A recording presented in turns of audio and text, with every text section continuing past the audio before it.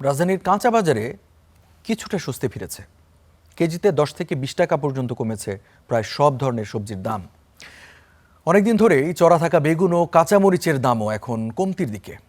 তবে বাজারে মাছ ও ডিম সহ কিছু পণ্যের দাম এখনো বাড়তি।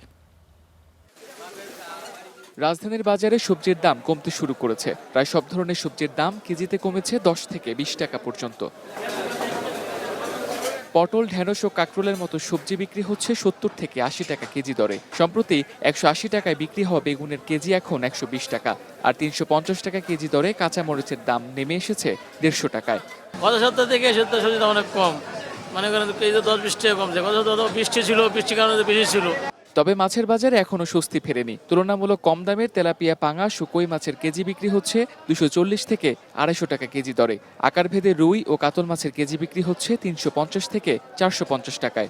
কাস্টমারে তেমন একটাই করতেছে না, কিনতেছে না, দাম বেশি। যেমন আগে ছিল 350, এখন 400-420। মাছ মাংস কেনা অনেক দুরূহ একটা ব্যাপার। আশা করব বাজার মনিটরিং করে এর উপরে পদক্ষেপ নেবেন। বাজারে সব ধরনের মুরগির দামও কিছুটা কমতির দিকে। কেজিতে 10 থেকে 20 টাকা কমে সোনালী মুরগি বিক্রি হচ্ছে 320 থেকে 330 টাকায়, আর ব্রয়লার মুরগির কেজি বিক্রি হচ্ছে 190 টাকায়। মাঝখানে 2 দিন আগে বাড়ছিল, আজকে আবার একটু কমছে 20 টাকা। 2 দিন আগে নিয়েছি আমি 30 টাকা 40 টাকা।